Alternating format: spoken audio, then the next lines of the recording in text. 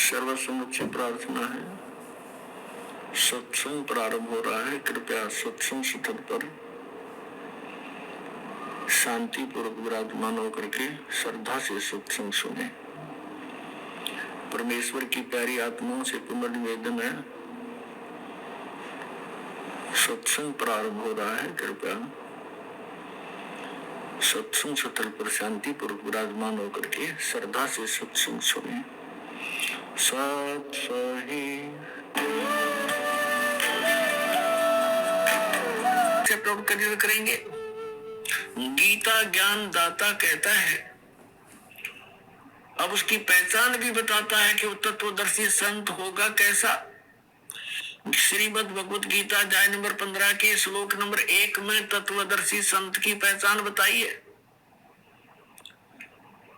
क्या बताया है कि ये संसार रूपी उल्टा लटका हुआ वृक्ष समझो, पूरा विश्व सब ब्रह्मांडों समेत, और जिसकी ऊपर को जड़ है, नीचे को तीनों गुण रूपी शाखा है। श्रीमद् भगवत गीता अध्याय नंबर 15 के श्लोक नंबर 1 से लेकर 4 में ये स्पष्ट किया है। इस उल्टे लटके हुए संसार रूपी वृक्ष की जानकारी दी है। अब आपको ये उल्टा लटका हुआ संसार रूपी वृक्ष दिखाते हैं, फिर आसानी से जो दास सब सदग्रंथों से रूबरू करने जा रहा है, आपको आसानी से समझ जाएंगे। देखिएगा, ये समझो एक संसार रूपी वृक्ष है पूरा।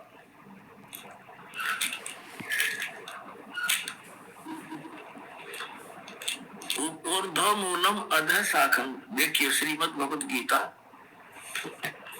अध्याय नंबर 15 का ये पंचदशो अध्याय यानी 15वां अध्याय, 15वां अध्याय है। ये इसका प्रथम श्लोक है। इसमें कहा कि ऊर्ध्व मूलम अधः शाखम अश्वत्थम प्राहु अव्यम छंदासी यस्य प्रणानि ये तम वेद स वेदवित्। ऊर्ध्व मूलम इसका अर्थ है कि ऊपर को जड़ और नीचे को शाखा। अधः माने नीचे होता है, ये भ्रमित है, इन्होंने गलत कर दिया। अधः माने ब्रह्मा रूप मुख्य शाखा वाले नहीं। ये दूसरा अध्याय में 15वें अध्याय के दूसरे श्लोक में 2 बार अधः है, अधः अधः। इसका अनुवाद इन्होंने इसके अगले पृष्ठ पे किया है। अधः माने नीचे, अधः माने नीचे, अधः माने नीचे, ऊर्ध्व माने ऊपर,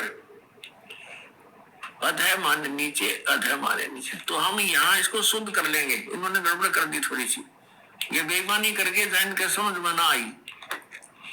अब हम फिर 15वें अध्याय के प्रथम मंत्र में फिर आगे हैं।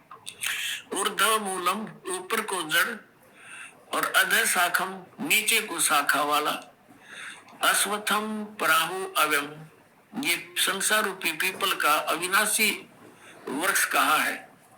छंदासी यस्य प्रणानि इसके जो पत्ते आदि जो है, इसके छंद है, विभाग है, पार्ट है।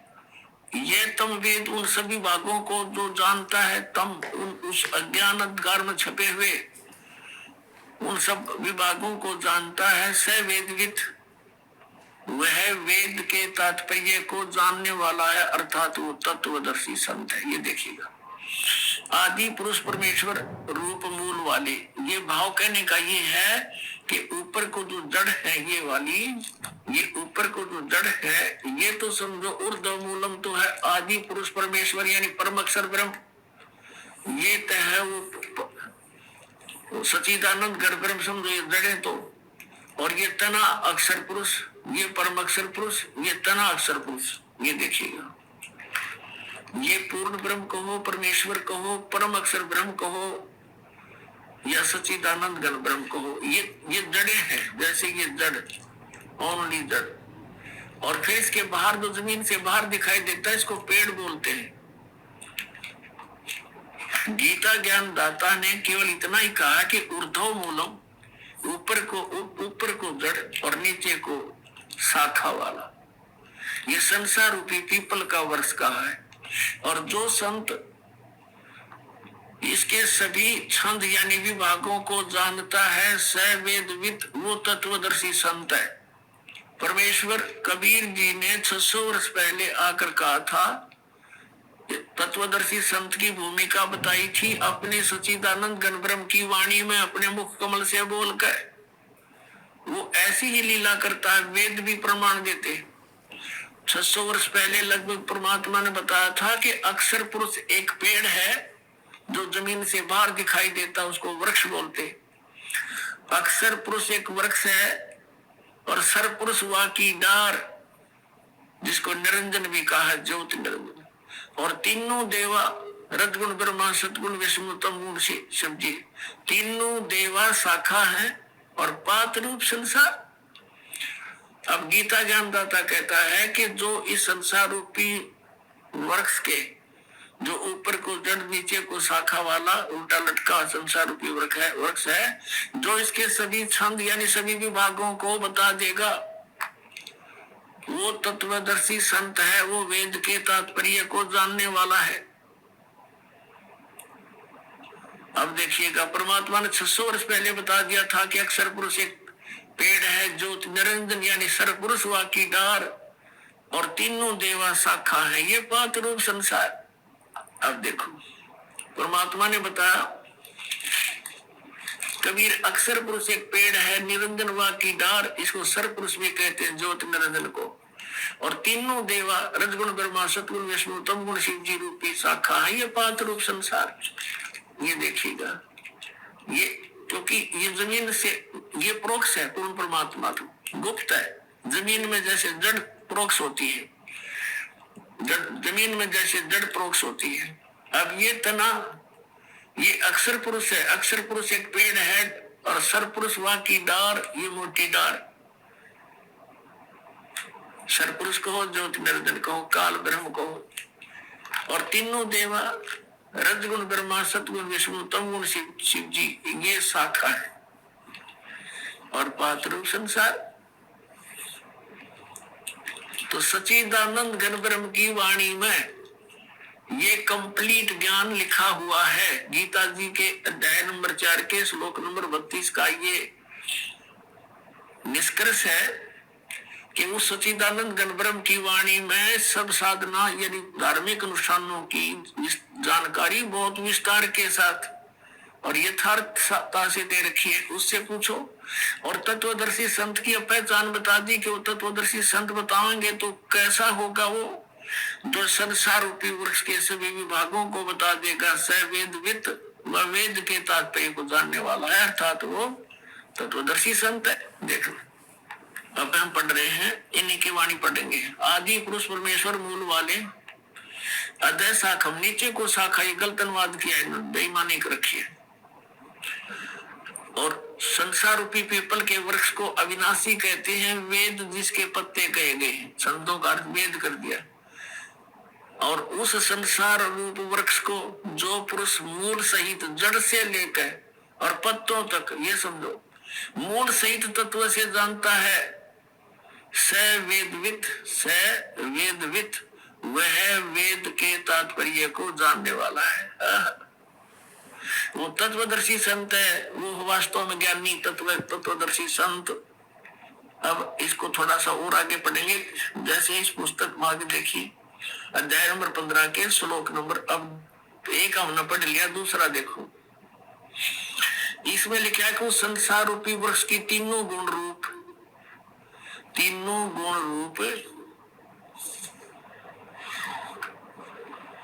ये शाखाएं हैं।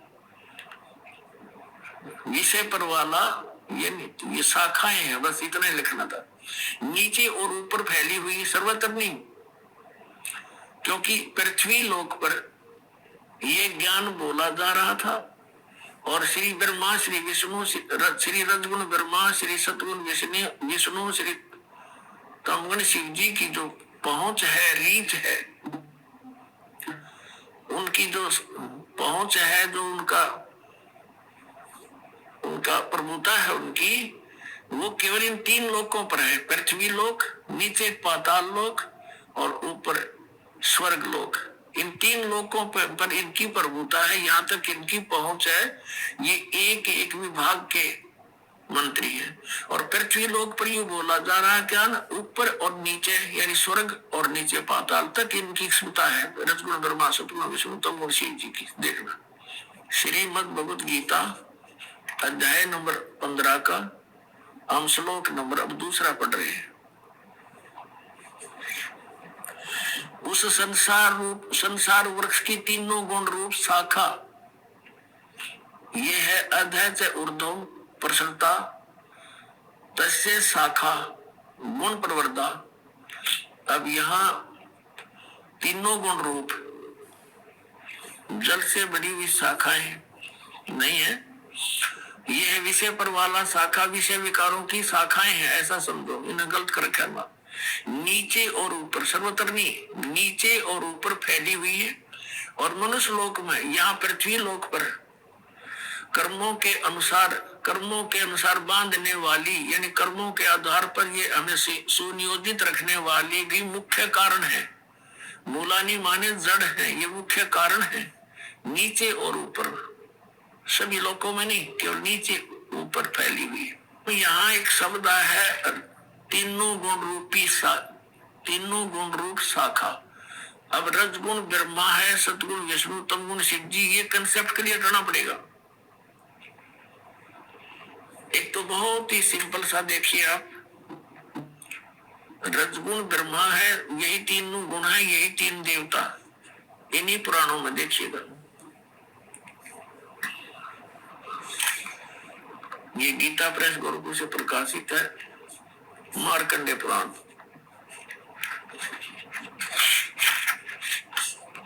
ये वही मार्कंडे पुराण है, सचित्र मोटा टाइप। अब ये कहां से छपी है, यहां से देखना।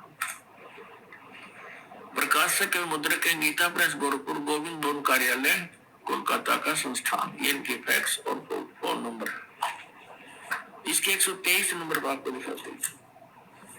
संक्षिप्त मार्कंडे पुराण 122 पृष्ठ से शुरू करेंगे। ये मार्कंडे जी बोल रहे हैं। मार्कंडे जी अपना ज्ञान बता रहे हैं, इसके सामने आ जाते हैं। यहाँ रजोगुण प्रधान ब्रह्मा, तमोगुण प्रधान रुद्र और सत्व प्रधान श्री विश्व पालक विष्णु है। यही 3 देवता हैं और यही 3 गुण हैं।